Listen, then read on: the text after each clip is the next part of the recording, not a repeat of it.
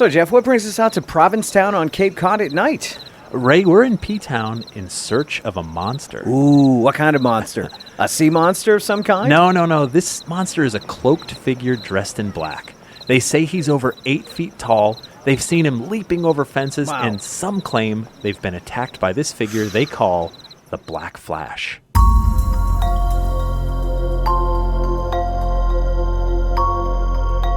I'm Jeff Belanger, and welcome to episode 53 of the New England Legends podcast. If you give us about 10 minutes, we'll give you something strange to talk about today. If you don't already subscribe to our podcast, do it. Yeah. It's free, and it only takes a second right through your smartphone. We don't want you to miss a thing. No, we don't. You can also access all of our past episodes, see clips from the New England Legends television series on Amazon Prime and PBS, and you can find out how to become a patron on our Patreon page. You can find it all at our website, OurNewEnglandLegends.com. Our website's also the place where you'll find pictures and more information related to each and every podcast. All right, Jeff, the Black Flash. Kind of sounds like a comic book superhero, doesn't it? It does, but this figure doesn't lurk Provincetown, Massachusetts at night in order to save the day. This man or creature or thing, whatever you want to call it, is out to stalk and frighten you, and maybe worse. All right, so if we go back to the beginning, when does the Black Flash first show up? He's most prominent throughout the 1930s. Check out this report from the October 24th, 1939 Boston Globe. Black Flash in Old Provincetown. October 23rd, 1939. This resort town, which manages to keep in the public eye even after the artists leave for a warmer clime in the fall, has a new "what is it" in the form of a hooded figure which prowls the streets at night.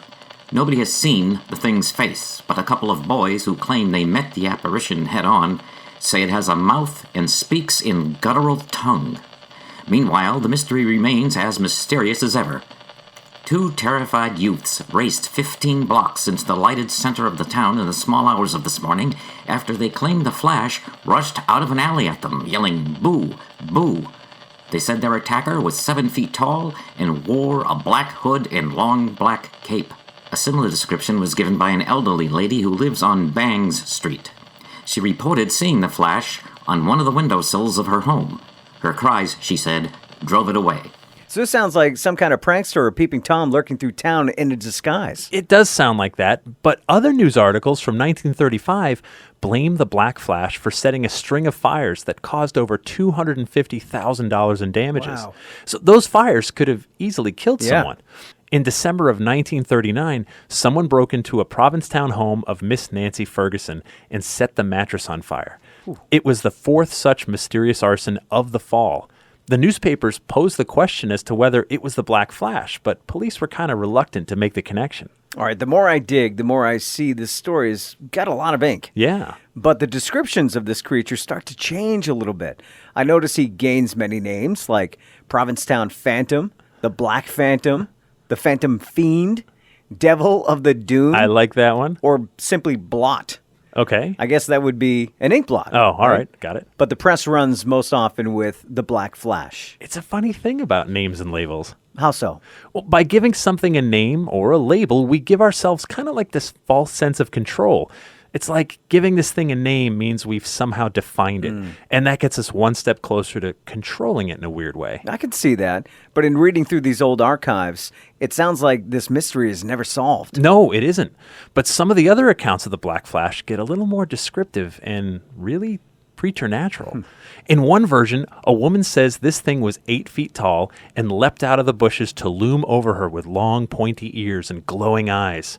She ran for help, but the creature couldn't be found. I read another account of police collecting reports of a black hooded figure that could easily leap over 10-foot-tall fences and seemed to almost fly from one part of town to another. Now that is starting to sound familiar. This sounds like, what, some other legend you've heard of? Well, if we could take a quick leap from New England across the pond to Old England, there's a story there that sounds eerily familiar.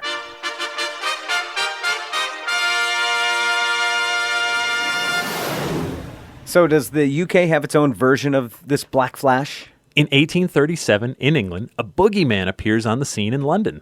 He was dressed in black and was known to terrorize women.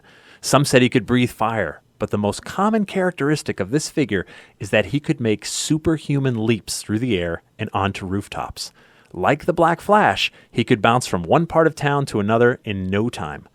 Brits called their menace Spring-Heeled Jack. Of course, I've heard of Spring-Heeled Yeah. Jack. This guy terrorized London for years.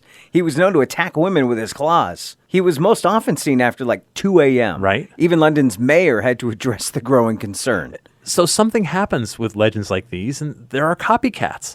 That's what happened in London. Soon men started dressing in black and prowling the streets of London, and even beyond, late at night, making leaps over bushes and fences and so on. Was Spring-Heeled Jack ever caught? No, he wasn't. Wow. And his legend lives on in England to this day, almost 2 centuries later. Do you think we have a copycat who brought Spring-Heeled Jack over from England to Provincetown in the 1930s? I think that's possible, Ray. But the thing about prowling streets in a black cloak when you're unusually tall is that you're going to draw a lot of attention to yourself, even in a place as free-spirited as Provincetown. Some of the more religiously inclined people of Provincetown believe the Black Flash may be the devil himself. Yeah, of course, our puritanical roots run deep here. If something seems sinister and we can't capture or define it in another way, that devil label always seems to fit. It does.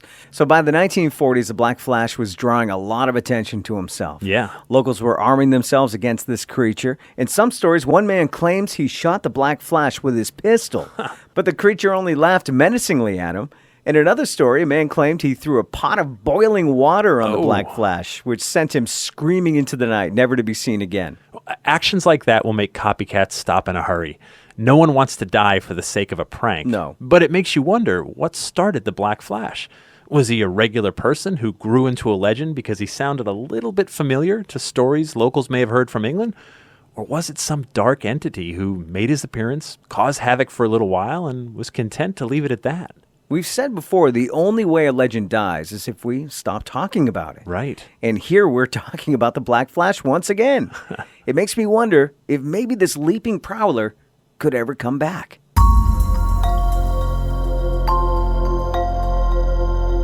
It kind of makes you check over your shoulder as we walk the streets of Provincetown late at night. Yeah, it's funny how a story, even from decades ago, can get under your skin and make you want to get inside where it's safe. If you want to get involved in our mission to chronicle every legend in New England, 1 week and 1 story at a time, join our super secret Facebook group. You can find a link on our website at ournewenglandlegends.com. And you can call or text us your stories anytime on our legend line. That's 617-444-9683. We'll sometimes read your texts or play your voicemails at the end of our episodes. Right. Like this one that we got this week from the 603 area code, which is New Hampshire. It says, "Hey, I'm originally from the 203, that's Southern Connecticut, and the Melonheads were a legend in Stratford, Connecticut, and other towns nearby. Any thoughts on covering that story?" Ooh, I grew up in Connecticut, and I remember hearing about the Melonheads in the town of Bethel, which is just a little bit north of there. Okay, well, stay tuned. We'll grab our melon ballers and make a fruit salad out of this story in some future episode. We'd like to thank Michael Legge for adding his voice acting talents this week, and our theme music, of course, is by John Judd. Until next time, remember, the bizarre is closer than you think.